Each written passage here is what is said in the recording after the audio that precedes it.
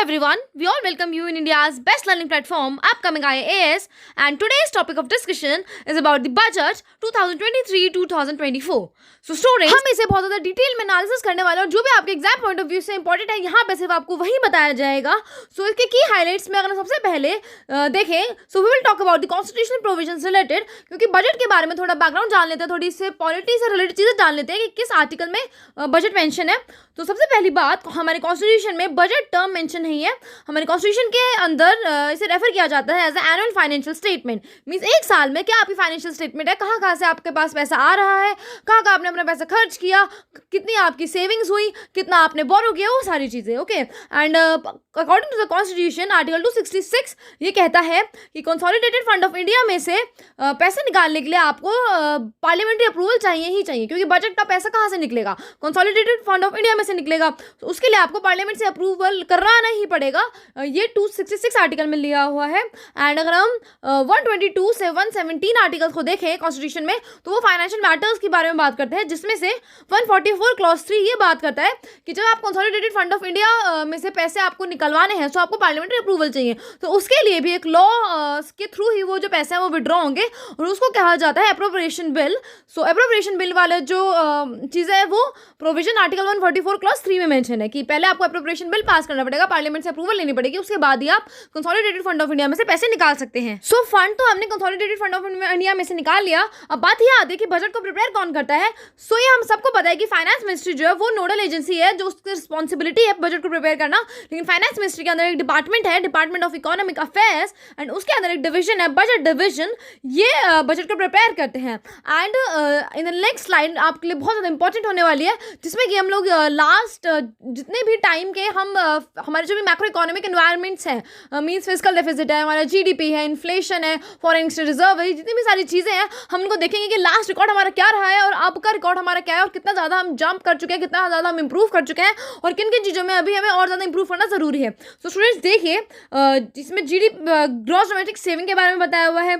फिर हम fiscal deficit के बारे में भी बताया हुआ है, एंड फूड ग्रेन्स प्रोडक्शन के बारे में बताया हुआ है. तो सबसे पहले अगर हम ग्रॉस डोमेस्टिक सेविंग्स देखें, मीन्स हमारी टोटल सेविंग्स कितनी थी, तो 1948 में वो 9.5 थी, 1997 में वो 24.2 थी, एंड 2002 में लास्ट ईयर वो 31.4 थी हमारी डोमेस्टिक सेविंग्स, हमारी खुद की सेविंग्स. ओके, और अगर हम अपने इंपोर्ट कवर्स देखें, सो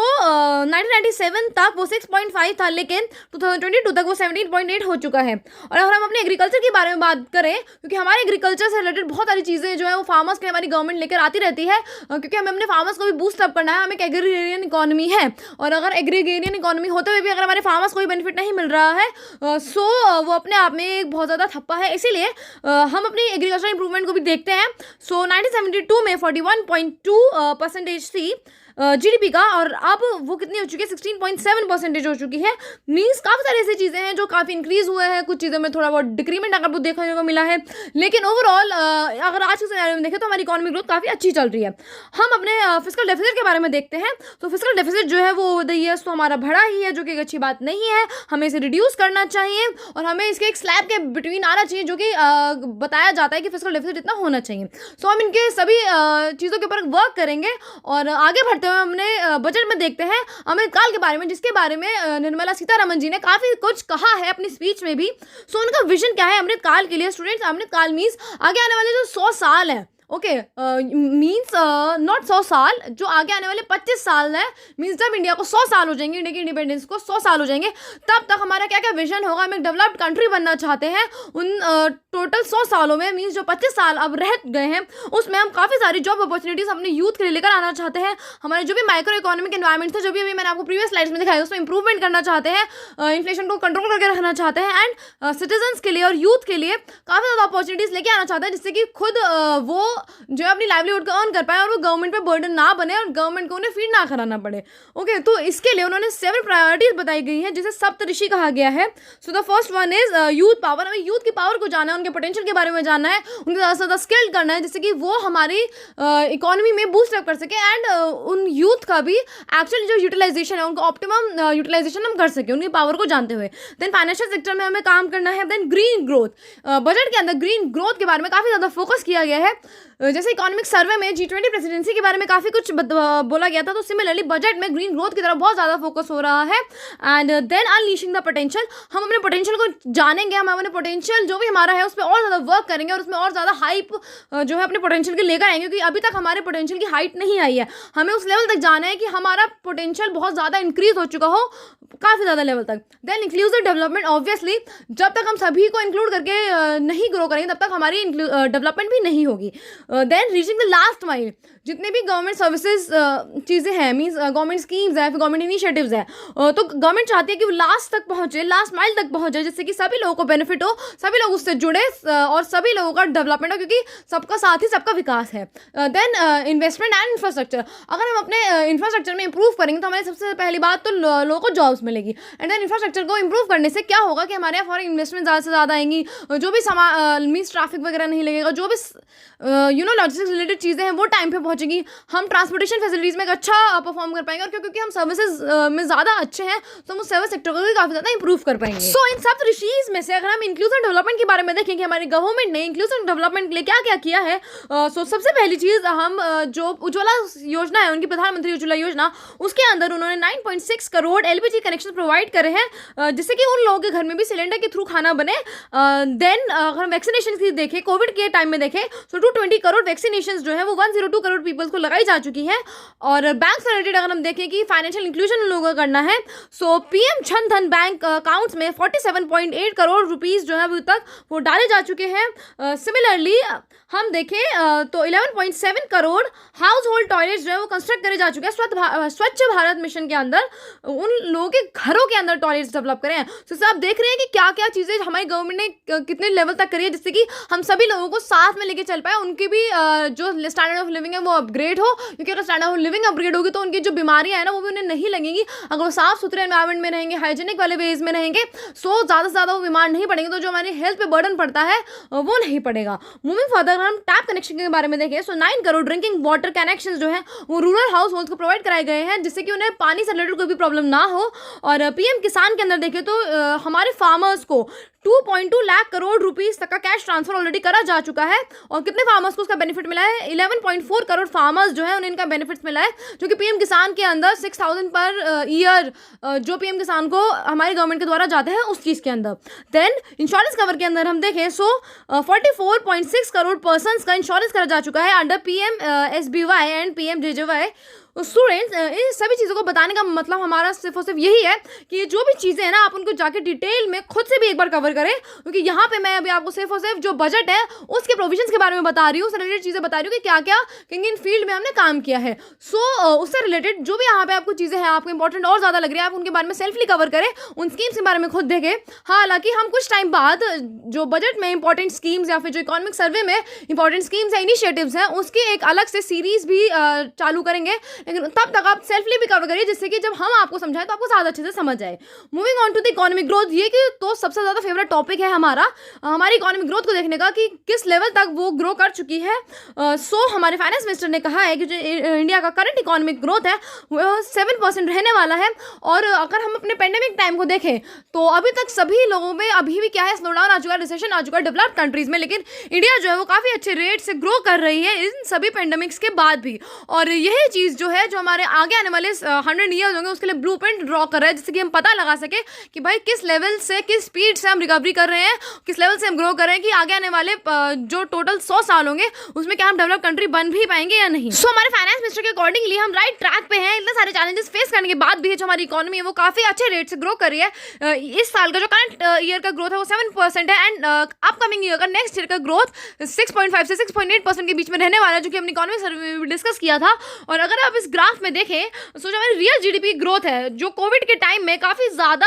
हैम्पर हुई थी, और उसके बाद भी उसके कोविड के बाद वाले ईयर्स में भी काफ़ी ज़्यादा हमने चीज़ें फेस करी थी, लेकिन अब वो इस फाइनेंशियल ईयर में 2023 वाले में हम उससे काफ़ी ज़्यादा रिकवर कर चुके हैं और उससे काफ़ी ज़्यादा ऊपर लेवल तक हम जा चुके हैं। और अनएम्प्लॉयमेंट रेट भी, क्योंकि कोविड के टाइम में बहुत ज़्यादा बढ़ गया था, किसी भी चीज़ में जॉब नहीं थी, जो कि कोविड के टाइम में बहुत ज़्यादा पीक पे पहुंच गया था, 20.9% पहुंच गया था, वही अब 7.2% हो चुका है 2023 में। सो अनएम्प्लॉयमेंट भी काफ़ी हद तक कम हुई है और आगे भी हम जो हमारी गवर्नमेंट है उसने काफ़ी सारे ऐसे इनिशिएटिव्स और प्रोग्राम्स वो लेकर आ रही है जिसमें कि यूथ पे वो फोकस करेगी, उनको एम्प्लॉयमेंट अपॉर्चुनिटीज देने की वो ट्राई करेगी। सो हमारी गवर्नमेंट के कॉन्स्टेंटली एफर्ट्स के साथ अब हम 10th लार्जेस्ट कंट्री से हम 5th लार्जेस्ट कंट्री बन चुके हैं पिछले 9 सालों के अंदर, और हमारी जो पर कैपिटा इनकम है वो भी 1.7 लाख रुपीस हो चुकी है, जो कि डबल से भी ज्यादा है। पर कैपिटा इनकम मींस एक पर्सन जो है वो क्या अर्न करता है, फिर क्या उसके स्टैंडर्ड ऑफ लिविंग है उसके अकॉर्डिंगली। ओके, सो मेरी जो गवर्नमेंट है उसने 2014 से काफ़ी ज़्यादा एफर्ट्स लगाए सिटीजन्स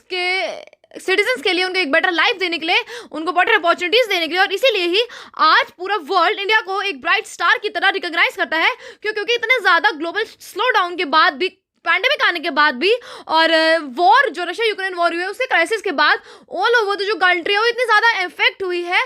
जो डेवलप कंट्री है उसमें रिसेशन तक आ चुका है, स्लो डाउन हो रहा है। उसके बाद भी जो इंडिया है वो इतने अच्छे लेवल से ग्रो कर रही है और वो 5th लार्जेस्ट इकोनॉमी बन चुकी है, और आगे आने वाले टाइम में हम बहुत ज़्यादा जल्दी ही एक डेवलप्ड इकोनॉमी होकर कंप्लीटली वर्ल्ड पे हमारा हमारी काफ़ी ज़्यादा एफिशिएंसी होगी लाइक यूएस। सो और इसका बाद हमें काफ़ी सारे जो वर्ल्ड के इनिशिएटिव्स है उससे भी पता लगता है, क्योंकि इस बार की जो G20 की प्रेसिडेंसी है वो इंडिया को दे दी गई है, और इतना ज़्यादा जो ग्लोबल चैलेंजेस जो यूक्रेन रशिया वॉर के सब लोग फेस कर रहे हैं, बट स्टिल हमारे यहाँ पे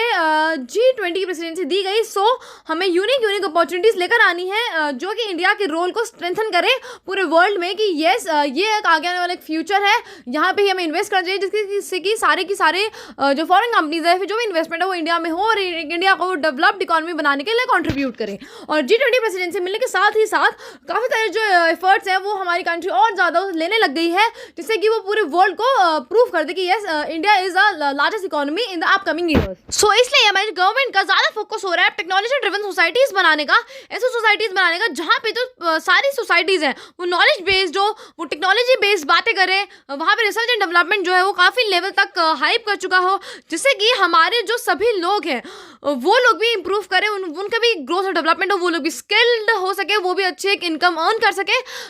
जिससे कि जो जन भागीदारी है थ्रू सबका साथ सबका विकास और सबका साथ सबका प्रयास, ये हम इसको अचीव कर पाए, जिससे कि हमारे जो फाइनेंस सेक्टर है, फाइनेंशियल सेक्टर है, उसमें हमें रोबस्ट बूस्ट अप मिले, क्योंकि हम जब सभी को साथ लेकर चलेंगे, और सब लोग साथ कब चल पाएंगे, जब वो सब लोग प्रयास करेंगे, इसलिए बोला जा रहा है सबका साथ सबका प्रयास। सो जब हम सबको साथ लेके चलेंगे, सब अपने अपने एफर्ट्स दिखाएंगे अपनी कंट्री को डेवलप बनाने के लिए, उसको एक technology driven and knowledge based economy बनाने के लिए, तब हम ये सारी चीज़ें जो है बहुत इजीली अचीव कर लेंगे। लेकिन हमें टेक्नोलॉजी में और रिसर्च एंड डेवलपमेंट में इतना ही नहीं खो जाना है कि हम अपने जो एग्रीकल्चर सेक्टर उसको पीछे छोड़ दें। इसीलिए फूड ग्रेन्स के लिए भी जो हमारी गवर्नमेंट है वो स्कीम्स लेकर आई है कि कोविड-19 पैंडेमिक के दौरान हमने 28 महीनों तक 80 करोड़ लोगों को फ्री फूड ग्रेन्स प्रोवाइड कराए थे, उनके घर में फ्री खाना पहुंचाया था, जिससे कि कोई भी जो लोग हैं वो हंग्री ना जा पाए, गोस टू बेड हंग्री वो ना जा पाए। इसके लिए ही हमने 28 महीने तक, 28 महीने स्टूडेंट्स बहुत ज़्यादा लंबा टाइम हो जाता है, मीन्स 2 साल से भी ज़्यादा तक हमने 80 करोड़ लोगों को फ्री फूड ग्रेन्स प्रोवाइड कराए थे। और इस स्कीम को आगे और बढ़ाते हुए 1 साल के लिए हमारी जो गवर्नमेंट उसने बोला है कि और 1 साल तक जो भी अंत्योदय है, फिर जो भी प्रायोरिटी हाउस होल्ड होंगे उनको फ्री फूड ग्रेन्स प्रोवाइड कराया जाएगा फ्रॉम 1 जनवरी 2023 से 1 साल के लिए होगा ये 1 जनवरी 2024 तक, जिसके लिए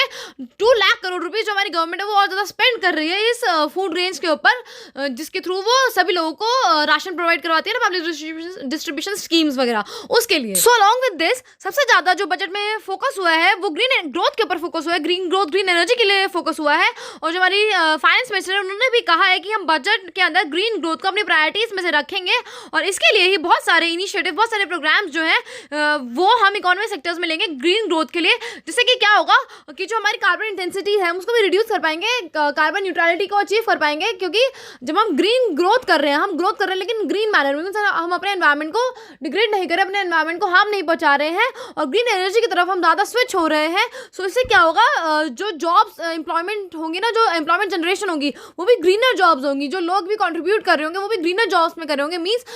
इसके थ्रू जो भी आगे आने वाले टाइम में काम होगा या फिर जो भी लोग एम्प्लॉयड होंगे उसमें वो कोई भी ऐसा काम नहीं करेंगे जिसमें कि एनवायरनमेंट पे बहुत ज़्यादा इम्पैक्ट क्रिएट हो रहा हो। सो इसके लिए ही ऑलरेडी एक वीडियो जो चैनल पर अपलोड हो चुकी है अबाउट दी ग्रीन एनर्जी, जो कि इंडिया एनर्जी वीक एक वीडियो है, आप उसको भी जाके देख सकते हैं, जिसके अंदर हमने सारे इनिशिएटिव्स के बारे में बात करी है जो कि ग्रीन ग्रोथ, ग्रीन एनर्जी को लेके लिए गए हैं। I will repeat the name, India Energy Week. एक पूरा हफ्ता दिया गया था इसके लिए, जिसके अंदर काफ़ी सारे इनिशिएटिव्स वगैरह बताए गए थे ग्रीन एनर्जी को, ग्रीन ग्रोथ को प्रमोट करने के लिए। और उनमें से ही अगर मैं आपको एक थोड़ा जिस्ट उसका दूँ, उस इंडिया एनर्जी वीक का जो वीडियो ऑलरेडी अपलोड हो चुकी है, उसका जिस्ट अगर मैं दूँ तो पीएम प्रणाम उसके अंदर लॉन्च किया गया था। मीन्स फर्टिलाइजर्स के ऑल्टरनेटिव को प्रमोट किया जा रहा है, और जो स्टेट्स ऐसा करेंगी, फर्टिलाइजर का ऑल्टरनेटिव यूज करेंगी, उनको इंसेंटिवाइज करेंगी जो गवर्नमेंट होगी वो। और 500 new waste to wealth plants हैं जो कि लगाए जा रहे हैं, जिससे कि हमारी जो इकोनॉमी है उसे बूस्ट अप मिल सके in terms of greener energy. Then green credit programme दिया गया है। देन सस्टेनेबल इकोसिस्टम डेवलपमेंट में काफ़ी सारी जो इनिशिएटिव्स है वो लिए गए हैं, जैसे मिस्टी। ये जो मिस्टी है ये मैनग्रोव्स के प्लांटेशन से रिलेटेड है, कि मैनग्रोव्स का प्लांटेशन काफ़ी ज़्यादा करेंगे। सो आप अगर इंडिया एनर्जी वीक वाली वीडियो को आप हमारी को देखेंगे, सो उसके अंदर इसके बारे में बहुत ज़्यादा इलैबोरेटिव मैनर में सब कुछ बताया गया है कि कौन से इनिशिएटिव्स लिए गए हैं। एंड स्टूडेंट्स, वीडियो में आगे बढ़ने से पहले मैं आपको बता दूं कि हम इस जो बजट की वीडियोस को 2 पार्ट्स में डिवाइड करेंगे, क्योंकि अगर एक पार्ट में ही हम सब कुछ डिटेल में कवर करने की ट्राई करेंगे तो वीडियो बहुत ज़्यादा लंबी हो जाएगी। इसलिए इसका जो पार्ट 2 है वो कल आएगा। और आप चिंता मत करिएगा, सभी चीज़ें जो हैं, जो भी माइक्रो इकोनॉमिक एनवायरनमेंट्स हैं, मीन्स फिजिकल डेफिसिट, टैक्सेशन और जो भी फॉरेस्ट रिजर्व, जो भी सारी चीज़ें हैं, वो सारी की सारी कल की क्लास में ऑलरेडी कवर कर ली जाएंगी। सो आपके लिए कुछ भी नहीं स्किप होगा। लेकिन अभी हम उन सभी चीज़ों के बारे में बात करें जो कि वेरियस इनिशिएटिव्स या फिर वेरियस प्रोग्राम्स जो कि गवर्नमेंट ऑफ इंडिया के द्वारा लिए गए हैं। So moving further we will talk about the clean plan programme. इस प्रोग्राम के अंदर गवर्नमेंट क्या बोल रही है कि वो disease free vegetables and fruits provide करने की ट्राई करेगी। क्योंकि होता क्या है कि जो भी वेजिटेबल्स या फ्रूट्स जो है वो लोगों के घर तक पहुंचते हैं, या तो वो डिसीज होते हैं, मीन्स उसमें या तो कुछ ना कुछ बीमारी होती है, फिर वो ख़राब हो जाते हैं, बहुत ज़्यादा जल्दी सड़ और गल जाते हैं। इसीलिए ही आत्मनिर्भर क्लीन प्लांट प्रोग्राम उन्होंने गवर्नमेंट ने लॉन्च किया है कि सारी की सारी जो वेजिटेबल्स और फ्रूट्स हैं जो कि ज़्यादातर बेस्ट सेलर है, जिन्हें ज़्यादा से ज़्यादा इंडियन किचन्स में यूज़ किया जाता है, उनको तो आत्मनिर्भर ही बनाया जाएगा। मीन्स उनको इंडिया में ही प्रोड्यूस किया जाएगा, जिससे कि डिसीज फ्री क्वालिटी हम लोग इंडिया के लोगों को दे सके। और इसके लिए 2200 करोड़ रुपीस का बजट जो है वो आउटले किया है, जिससे कि ज़्यादा से ज़्यादा हाई वैल्यू प्रोवाइड की जा सके, हाई न्यूट्रिशन क्रॉप्स प्रोवाइड किया जा सके इंडिया के लोगों को। सो एग्रीकल्चर में अगर हम बात करें, सो मिलेट्स पे काफ़ी ज़्यादा फोकस दिया जा रहा है, और इंडिया को एक ग्लोबल हब माना गया है मिलेट्स के लिए, क्योंकि हम लार्जेस्ट प्रोड्यूसर है मिलेट की एंड सेकेंड लार्जेस्ट एक्सपोर्टर है मिलेट्स का। इसीलिए ही मिलेट्स पे काफ़ी ज़्यादा ध्यान दिया जा रहा है, जिससे कि ज़्यादा से ज़्यादा मिलेट्स का प्रोडक्शन इंडिया में हो, डोमेस्टिकली प्रोड्यूस हो, और फिर ज़्यादा से ज़्यादा लोग उसे कंज्यूम करें और लोगों को पता लगे कि मिलेट से क्या क्या बेनिफिट्स होते हैं ओवर दी जो वीट होता है उसके ऊपर। क्योंकि पहले के लोग ये समझते थे कि जो मिलेट्स वगैरह होते हैं या फिर जो बाजरा वगैरह वाली जो भी चीज़ें होती हैं, वो सारी चीज़ें ना लोअर क्लास के लिए होती हैं, उन्हें कच्चा अनाज समझा जाता था। लेकिन अब क्योंकि ओवर द टाइम चीज़ें इंप्रूव हुई और समझा है कि उनकी न्यूट्रिशन वैल्यू क्या है, मिलेट से, रॉ बाजरा मक्के से क्या क्या बेनिफिट्स जो है वो ह्यूमन हेल्थ को जा सकते हैं, इसके लिए ही इसके बारे में अवेयरनेस फैलाई जा रही है। और ओवर द ईयर्स जो मिलेट का कंजप्शन है वो डोमेस्टिकली भी काफ़ी इंप्रूव हुआ है, इसीलिए हम इसके आज लार्जेस्ट प्रोड्यूसर है मिलेट्स का। और as we are largest producer of millet, तो इंडिया ने मिलेट्स को श्री अन्न बोला गया है अपने बजट के अंदर, श्री अन्न के नाम से बोला जा रहा है, जिससे कि हम मिलेट्स के लिए एक ग्लोबल हब बन सके, सभी लोग हमसे मिलेट्स मंगवाएं और हम एक सॉफ्ट पावर बन जाए इस फील्ड के अंदर। So Indian institute of millet research जो है उसको सपोर्ट किया जा रहा है गवर्नमेंट ऑफ इंडिया के द्वारा, जिससे कि बोला जा रहा है कि वो सेंटर ऑफ एक्सीलेंस है, उसी ने ही काफ़ी सारी चीज़ें जो बेनिफिट्स हैं मिलेट्स के या फिर मक्के के, बाजरा के, वो सभी इंडियंस को समझाए हैं। और इसीलिए ही अब not in the form of आटा, वो सभी चीज़ों के फॉर्म में अपनी प्रोडक्शन को इंक्रीज कर रहा है। लाइक वो बिस्किट्स भी बनाते हैं, काफ़ी सारे ऐसे नमकीन वगैरह भी बनाते हैं, जिससे कि लोगों को जो भी डायबिटीज़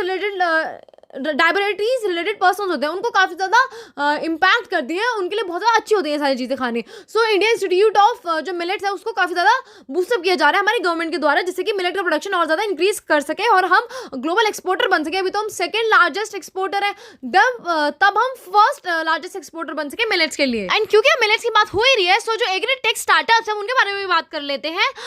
स्टूडेंट्स, आपको पता है कि पैंडेमिक के टाइम में भी जो हमारा एग्रीकल्चर सेक्टर था वो काफ़ी ज़्यादा उसमें बूम ही हुआ था, एक के केवल वही सेक्टर था जिसमें हमें नेगेटिव ग्रोथ नहीं देखने को मिली थी। सो अभी भी जो इंडिया है वो अपने एफर्ट्स को ट्राई कर रही है, क्योंकि इंडिया को अपनी एग्रीकल्चर से रिलेटेड यूनिकॉर्न कंपनीज नहीं मिली है, और इसी के लिए वो काफ़ी ज़्यादा इनिशिएटिव्स लेकर आ रही है, एग्रीकल्चर में टेक्नोलॉजी को लेकर आना चाहती है। और यूनिकॉर्न कंपनीज स्टूडेंट्स वो होते हैं जिनका वर्थ होती है वो $1 बिलियन की होती है। इसके लिए भी वो डिजिटल पब्लिक इंफ्रास्ट्रक्चर जो है वो फार्मर्स के लिए लेकर आई है, जिससे कि फार्मर सेंट्रिक सर्विसेज जो है वो फार्मर्स को प्रोवाइड करवाई जा सके, फार्मर से रिलेटेड जो हेल्प है वो उन्हें दी जा सके, चाहे फिर उनके क्रॉप के प्लांटेशन के लिए हो, उनकी प्रोटेक्शन के लिए हो, क्रॉप के इंश्योरेंस के लिए हो, या फिर इरिगेशन रिलेटेड फैसिलिटीज प्रोवाइड कराने के लिए हो, या फिर जिस भी चीज़ में फार्मर्स को हेल्प चाहिए उस चीज़ के लिए हो, which will help in the tech startups in the country. और इससे होगा क्या, ज़्यादा से ज़्यादा फंडिंग जो है वो हम अट्रैक्ट कर पाएंगे एग्रीकल्चर स्टार्टअप्स के अंदर, और हमारे जो एग्रीकल्चर है वो भी बूस्टअप होगा, और हमारी जो यूनिकॉर्न कंपनीज है जो हम सोच रहे हैं कि एग्रीकल्चर के लिए भी हमारे पास यूनिकॉर्न कंपनी होनी चाहिए, वो भी हम जल्दी से जल्दी ग्रो कर लेंगे। एंड कोविड से जो सभी कंट्रीज के अंदर स्लो डाउन आया था, उसके जो इफेक्ट है वो हमारे एग्रीकल्चर पे नहीं पड़े थे। हाँ, थोड़ी जो फंडिंग थी वो स्लो हो गई थी, लेकिन एग्रीकल्चर सेक्टर अपने आप में बहुत ज़्यादा बूम किया था। इसीलिए ही और उसमें ज़्यादा बूस्टअप लाने के लिए जो डिजिटल पब्लिक इंफ्रास्ट्रक्चर वो लेकर आए हैं student. Digital public infrastructure means वो कर क्या रहे हैं, जो भी एग्रीकल्चर से रिलेटेड इंफ्रास्ट्रक्चर है वो उसको डिजिटलाइज कर रहे हैं, कंप्यूटराइज कर रहे हैं, जिससे कि सभी लोग जो सारे फार्मर्स हैं वो एक प्लेटफॉर्म पर आ पाए। और इसके लिए प्राइमरी एग्रीकल्चरल क्रेडिट सोसाइटीज होती है वो वर्क करती है फार्मर्स को लोन देने के लिए बेसिकली, और वही जो प्राइमरी एग्रीकल्चर क्रेडिट सोसाइटीज़ हैं और पैक्स, स्टूडेंट्स हम उन्हें पैक्स बोलेंगे। सो जो पैक्स है वो इस चीज़ में काम करती हैं। मीन्स जो पैक्स है ना वो फार्मर सेंट्रिक सर्विसेज के लिए काम करती है, उन्हें लोन प्रोवाइड करती है, और उनको डिजिटल चीज़ों भी जो है मीन्स डिजिटल अवेयरनेस भी उनकी करवाएंगे, जिससे कि जो भी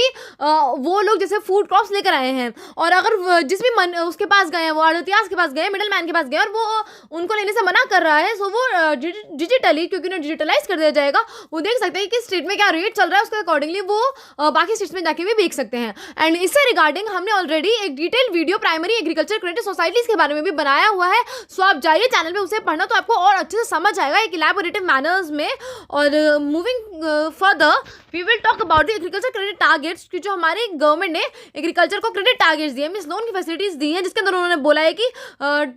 2,516 करोड़ रुपीस की इन्वेस्टमेंट जो है वो करी जाएगी इन मतलब प्राइमरी एग्रीकल्चर क्रेडिट सोसाइटीज़ के लिए ही। आप वो वीडियोस देखेंगे तो आपको और ज़्यादा अच्छे से समझ आ जाएगा। और animal husbandry, fisheries and dairy related जो भी मीन्स एग्रीकल्चर से रिलेटेड एलाइड एक्टिविटीज़ होती हैं, उसके लिए बोला जा रहा है कि एग्रीकल्चर क्रेडिट को कितना टारगेट किया गया है, उन्हें कितना लोन प्रोवाइड करा जाएगा। उनका लोन जो है वो 20 लाख करोड़ रुपीज़ तक इंक्रीज कर दिया जाएगा एग्रीकल्चर एलाइड एक्टिविटीज़ में, जिसमें वो डेयरी कर सकती है, फिशरीज कर सकती है, एनिमल हस्बेंड्रीज में वो पार्टिसिपेट ले सकती है। और इस ग्राफ के थ्रू भी हम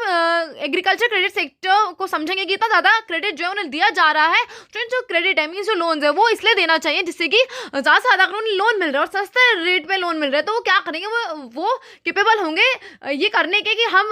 चीप रेट्स पे लोन ले रहे हैं और हम एक आउटपुट देंगे जिससे कि हम लोन भी रिटर्न कर पाए और हमारी खुद की भी ग्रोथ हो। इसीलिए ही अगर आप देखें इस ग्राफ के अंदर तो फाइनेंशियल ईयर 2015 में 85 थी, लेकिन अब इस ईयर में 186 हो चुकी है। मीन्स आप सोच रहे हैं कितना ज़्यादा हम एग्रीकल्चर पर भी वर्क कर रहे हैं। मीन्स फाइनेंशियल ईयर 2022 जो था उसमें 186 लाख करोड़ रुपीस जो थे वो एग्रीकल्चर सेक्टर को क्रेडिट के रूप में दिए गए थे। और हम फूड ग्रेन प्रोडक्शन के बारे में देखेंगे कितना ज़्यादा फूड ग्रेन की प्रोडक्शन होती है मिलियन टन्स में। सो पहले ये 260 से थोड़ा कम था, मीन्स यू कैन से कि ये 252 समथिंग था, लेकिन फाइनेंशियल ईयर 2022 में